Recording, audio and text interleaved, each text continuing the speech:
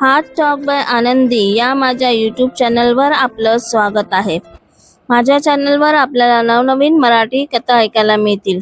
इथे सादर करत असलेल्या कथा या माझ्या स्वरचित आहेत. या कथा आपल्याला प्रतिलिपी या प्लॅटफॉर्मवरही वाचण्यासाठी उपलब्ध आहेत.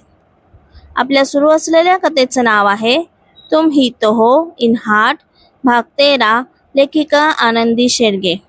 त्याआधी तुम्ही जर माझ्या चॅनलला सबस्क्राईब केलं नसेल तर नक्की सबस्क्राईब करा. चला तर मग आपण आपल्या कथेला सुरुवात करूया.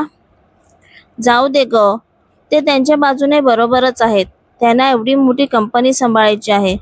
त्यांना स्वतःचंच नुकसान करून कसं चालेल. आणि तू प्रयत्न तर केलास ना माझ्यासाठी, त्यातच सगळं आलं बघ. कदाचित माझी आत्ताची वेळ चांगली नसावी म्हणून हे सगळं एकामागोमाग एक घडत आहे. रचना अगदी समजूतदारपणे अनोखीला समजावत म्हणाली. त्या दोघी बोलतच होत्या की अर्णव सरांनी तुम्हा दोघींना बोलवलं आहे असं पिऊन सांगून गेला आणि दोघींनी एकमेकींकडे आश्चर्याने बघितलं. आता पुढे. पिऊनचा निरोप ऐकून दोघीही अर्णवच्या केबिनकडे गेल्या. त्याची परवानगी घेऊन त्या आतमध्ये गेल्या. मिस रचना आणि मिस अनोखी राईट? अर्णवने विचारलं. हो सर, दोघीही एकदम म्हणाल्या. मिस अनोखी, मगाशी तुम्हीच अर्जुन सरांच्या केबिनमध्ये मिस रचना यांची बाजू मांडायला आला होतात राईट? अर्णवने आपल्या हातातील पेन फिरवत विचारलं. हो सर, अनोखी म्हणाली. तर मिस अनोखी, अर्जुन सरांनी मिस पाटील यांना अजून एक संधी देण्याचं ठरवलं आहे, पण त्यासाठी त्यांची एक अट आहे, अर्णव म्हणाला. सर, रचनाला परत तिचा जॉब मिळणार असेल तर मी त्यासाठी त्यांची कोणतीही अट मानायला तयार आहे, अनोखी खुश होत म्हणाली. गुड. अर्जुन सरांचं असं म्हणणं आहे की जर परत मिस रचना पाटील यांच्याकडून अशी चूक झाली तर त्यांच्याऐवजी तुम्हाला जॉबवरून काढण्यात येईल आणि ते फायनल असेल. त्यानंतर कुठलेही तुमचे दावे ऐकले जाणार नाही, अर्णव म्हणाला. ओके सर, मला मान्य आहे, काहीच प्रॉब्लेम नाही, अनोखी म्हणाली. अगं पण माझ्या चुकीची शिक्षा तुला का आणि तू का अट मान्य करतेस? रचनाने अनोखीकडे बघत विचारलं. कारण मला तुझ्या जॉबपेक्षा आता काही महत्त्वाचं नाही आणि दुसरं म्हणजे तुझ्या चुकीमुळे माझा जॉब जाईल म्हणून तुझ्या हातून आता चुकूनही चुका होणार नाहीत, अनोखी हसत म्हणाली. त्यावर रचना आणि अर्णवही हसले. गुड. अजून एक तुम्हाला माहीत आहेच, तुम्ही माझ्यासोबत काम करणार आहात. तर उद्यापासून आपली 9 ते 10 जणांची एक टीम तयार होईल आणि आपल्या कामाला सुरुवात होईल, अर्णव हसत म्हणाला. Okay sir, thank you. आम्हाला आवडेल तुमच्याबरोबर काम करायला, अनोखीही हसत म्हणाली. सर, एक छोटासा पर्सनल प्रश्न विचारू का? अनोखी हळूच अर्णवला म्हणाली. पर्सनल? ओके, विचारा. थोडा विचार करण्याचं नाटक करत अर्णव म्हणाला. सर, तुम्ही त्या अर्जुन सरांचे भाऊ आहात का?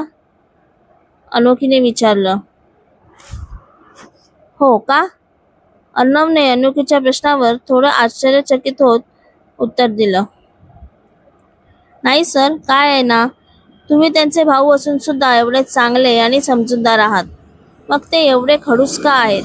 म्हणजे नीट कधी बोलतच नाहीत, नेहमी सोडून बोलतात, अनोखीने अर्णवला विचारलं. रचनाने घाबरून अनोखीला हळूच गप्प राहण्याचा इशारा केला, कारण शेवटी काही झालं तरी अर्णव अर्जुन सरांचा भाऊच होता. मिस अनोखी, हा प्रश्न तुम्ही त्यांनाच का विचारत नाही? अर्णव अनोखीच्या मागे केबिनच्या दरवाजाकडे इशारा करत म्हणाला. रचना आणि अनोखीने मागे वळून बघितलं तर दोघींनाही चांगलाच घाम फुटला, कारण दरवाजात अर्जुन उभा होता आणि अनोखीकडे रागाने बघत होता. आई शपथ, हा खडूस इथेच उभा आहे काय? आता माझं काही खरं नाही. हा काही बोलण्याआधी इथून गेलेलं बरं, अनोखी मनात विचार करत होती. तेवढ्यात अर्जुनचा आवाज आला. बोला मिस, तुम्हाला काहीतरी प्रश्न पडला होता, अर्जुन आतमध्ये येत म्हणाला. प्रश्न मला? नाही सर, मला काय प्रश्न पडेल? नाही, मला काहीच प्रश्न पडला नव्हता. आम्ही येतो अर्णव सर. असं म्हणून अनोखी रचनाला हात पकडून ओढत बाहेर घेऊन गेली. अर्जुनने अर्णवकडे बघितलं. ते अर्णव आपण हसू दाबण्याचा असफल प्रयत्न करत होता. अर्णव सर, हसायला पूर्ण दिवस पडला आहे. आता मीटिंगची तयारी करूया. अर्जुन रागाने अर्णवकडे बघत म्हणाला. काय ग अनु, जरा स्वतःच्या बोलण्यावर ताबा ठेवत जा. कधीतरी उगाच राग काढतील ते तुझ्यावर. रचना अनोखीला काळजीने म्हणाली. काही होत नाही होत ग, आणि काढला तर काढला. मला सवय आहे या सगळ्यांची. आता कोणी काही बोललं तरी जास्त मनावर घेत नाही मी. ज्यांच्या पुढे मागे कोणी नसतं ना, त्यांच्यावर बोलायचं लोक तोंड भरून सुख घेतात. अनोखी हसत म्हणाली. काहीही बोलू नकोस, मी आहे ना तुझी. परत असं बोललीस तर बघ. चल आता कामाला लाग. रचना म्हणाली. हो चल लवकर, नाहीतर ती महामाया परत डाफरायची. असंही आतापर्यंत तिच्या कानापर्यंत बातमी पोचलीच असेल म्हणा. आणि असंही आजचा शेवटचा दिवस आहे तिचं तोंड बघण्याचा. पण मला खूप आठवण येईल बाई तिची. अनोखी हसत म्हणाली. तिच्या बोलण्यावर रचनाही हसली. संध्याकाळ होत आली होती. अर्णवला पहिल्याच दिवशी अर्जुनने खूप काम दिल्यामुळे तो खूप कंटाळला होता. ब्रो, मी आज खूपच काम केलं असं नाही वाटत तुला? चल ना घरी जाऊया, खूपच दमायला झाला आहे. अर्णव कंटाळत म्हणाला. ओके ठीक आहे, चल, पण आजचा दिवस. उद्यापासून तुझं काम ह्यापेक्षाही खूप वाढणार आहे, त्यामुळे तुला आजचा दिवस सूट, अर्जुन म्हणाला. अर्णव आणि अर्जुन घरी आले तशी दीपा धावतच अर्णव जवळ आली. त्याच्या हातातील लॅपटॉपची बॅग घेतली आणि बाजूला ठेवली. दमला असशील ना, थांब पाणी घेऊन येते, असं म्हणून दीपा लगेच किचनमध्ये निघून गेली आणि पाणी घेऊन आली.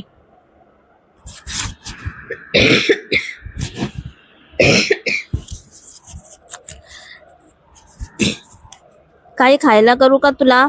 तू बस, आता मी तुझ्यासाठी गरमागरम काहीतरी खायला करायला सांगते. तोपर्यंत तू फ्रेश होऊ नये, नाहीतर एक काम करते, तुझ्या रूम मध्येच पाठवते. दीपा अगदी उत्साहाने हे सगळं करत होती. अर्जुन तर केव्हाच आपल्या रूम मध्ये निघून गेला होता. त्याला हे सगळं बघण्यात आणि तिथे थांबण्यात काहीच इंटरेस्ट नव्हता. अगं हो, थांब जरा, मला काहीच नको आहे. तू स्वतः पाणी आणून दिलास तेच बस आहे माझ्यासाठी, जास्त काही गरज नाही. आणि हो, मी रोजच ऑफिसला जाणार आहे, त्यामुळे हा खोटा उत्साह आणि प्रेम दाखवण्याची ही काही गरज नाही, अर्णव म्हणाला आणि आपल्या रूम मध्ये निघून गेला. दीपाला अर्णवचा टोमणा चांगलाच कळला होता, पण तिला त्याचा काहीच फरक पडत नव्हता. अर्णव आता रोज ऑफिसला जाणार आहे आणि कंपनीमध्येही अर्धा हिस्सा होणार, यातच तिला आनंद वाटत होता. इकडे रचना पण घरी पोचली आणि तिचे डोळे रागाने लाल झाले. घरात आत्या आणि तिचा तो नालायक मुलगा येऊन बसला होता आणि रचना दिसताच तिच्याकडे बघत निर्लज्जासारखा हसू लागला. बाबा, का आले ते इथे? ह्यांच्यामुळे तुमची ही अवस्था झाली आहे, रचना रागाने म्हणाली. आमच्यामुळे नाही ग पोरी, तुझ्या बापानेच खूप त्रास करून घेतला बघ. एवढं काय टेन्शन घ्यायचं त्यात? आता कर्जाचे पैसे नाही फेडायला तर म्हटलं लग्न लावून दे पोरीचं माझ्या पोराबरोबर. काय वाईट आहे माझ्या पोरात? चांगला देखणा तर आहे. असंही आज ना उद्या पोरगी कोणाचा तरी हात धरून पळून गेली तर काय इज्जत राहणार आहे, म्हणून म्हटलं असं काही होण्याआधीच पोरीचं लग्न लावून टाक. आत्या काय तोंडाला येईल ते बोलत होती आणि त्यावर साळसूतपणाचा आवही आणत होती. अगं काय बोलतेस? रचनाचे बाबा थोडे वैतागत म्हणाले. हे बघा, मला तुमच्या देखण्या पण नालायक मुलाबरोबर लग्न करण्यात काहीच इंटरेस्ट नाही, आणि राहिलाय कर्जाची रक्कम तर मी लवकरच परत करेन, रचना म्हणाली. ए, नालायक कोणाला म्हणते? तो आत्याचा मुलगा लगेच रागाने उठून उभा राहत रचनाला म्हणाला, पण त्याला आत्याने थांबवत परत खाली बसण्याचा इशारा केला. ठीक आहे, कधी पैसे देणार बोल, मला माझे पैसे व्याजासकट परत हवेत, आत्या म्हणाली. पण आई, तो मुलगा मध्येच म्हणाला. थांब, मी बोलते ना तिच्याशी, आत्या आपल्या मुलाला रागवत म्हणाली. मला काही वेळ द्या. मी लवकरात लवकर तुमचे पैसे परत करण्याचा प्रयत्न करीन. रचना म्हणाली. ठीक आहे, 1 महिन्याचा वेळ आहे तुझ्याकडे. त्या 1 महिन्यात जर तू माझे पैसे व्याजासकट परत केले नाहीस तर तुझं घर ते जाईलच आणि तुला त्याच दिवशी माझ्या मुलाशी लग्न करावं लागेल. आहे अट मंजूर तर सांग, नाहीतर आत्ताच्या आत्ता हे घर खाली करा. आत्या म्हणाली. ठीक आहे, मी तुमचे पैसे 1 महिन्याच्या आत व्याजासकट परत करीन. पण यानंतर तुम्ही आमच्या घराजवळ दिसायचं पण नाही आणि या तुमच्या नालायक मुलाने तरी मला त्रास दिला तर मी त्याची पोलीस कंप्लेंट करीन, हे लक्षात ठेवा. रचना न घाबरता म्हणाली. ठीक आहे, भेटू 1 महिन्यांनी. असं म्हणून ती आत्या आणि तिचा तो मुलगा बाहेर निघून गेले. आई, तू तिला अशी अटका घातली? तिने 1 महिन्यात पैसे गोळा केले तर? तो मुलगा म्हणाला. नाही जमणार तिला, कारण तिला नाही माहीत की मी व्याज किती लावणार आहे. अख्खं आयुष्य जरी तिने पैसे गोळा करण्यात घालवलं ना तरी माझं कर्ज फेडू शकणार नाही. आत्या मंद हसत म्हणाली. मला ते काही माहीत नाही, मला फक्त तिच्याशी लग्न करायचं आहे. तो मुलगा वैतागत म्हणाला. तिच्याशीच तुझं लग्न होणार, घाबरू नको. आत्या म्हणाली. पोरी, अगं तू 1 महिन्याची अटका मान्य केली, तू पैसे जमू नाही शकलीस तर? रचनाचे बाबा म्हणाले. बाबा, तुम्ही काळजी नका करू, करीन मी काहीतरी. तुम्ही आता आराम करा. रचना म्हणाली आणि आपल्या रूममध्ये निघून गेली. कर्जाची रक्कम एवढी मोठी होती, 1 महिन्यात ती रक्कम जमा कशी करायची याच विचारात रचना होती. दुसऱ्या दिवशी रचना आणि अनोखी आपल्या नेहमीच्या बस स्टॉपवर भेटल्या. रचनाने काल काय झालं ते सगळं अनोखीला सांगितलं. बरोबर केलंस तू रचू, त्यांना असंच उत्तर द्यायला हवं होतं. अनोखी म्हणाली. पण अनु, 1 महिना हा तर खूपच कमी वेळ आहे. एवढी मोठी रक्कम कशी जमा करणार मी? मला तर खूपच टेन्शन आलं आहे. एक वेळ मी माझं आयुष्य नरकात ढकलून देईन, पण राहता घर गेलं तर आईबाबांचं काय होणार? ते कुठे जाणार याचंच टेन्शन आलंय ग. रचना डोळ्यात पाणी आणत म्हणाली. तू टेन्शन नको घेऊ, मी आहे ना, आपण दोघी मिळून पैसे जमा करू. अनोखी रचनाला धीर देत म्हणाली. अनु, खरंच यार, मी नक्कीच काहीतरी थोडंफार तरी पुण्य केलं असेल जी मला तुझ्यासारखी मैत्रीण मिळाली. रचना अनोखीचा हात हातात घेत म्हणाली. चल आता जास्त डायलॉग नको मारू. मी तर आज खूप खुश आहे. आजपासून त्या महामायेच्या जाचातून आपली सुटका होणार आहे. मी तर आज मुद्दाम आपल्या सगळ्या डिपार्टमेंटमध्ये चॉकलेट्स वाटणार आहे.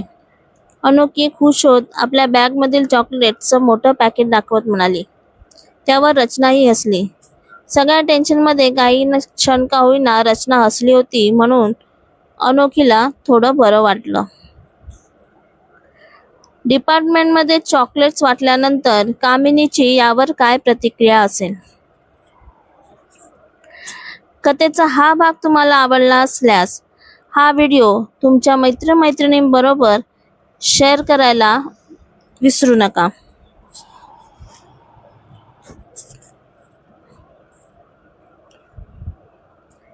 ही कथा तुम्हाला कशी वाटली ते नक्की कमेंटमध्ये सांगा.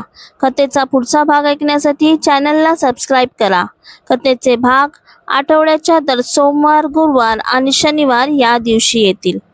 भेटूया पुढच्या भागात. धन्यवाद.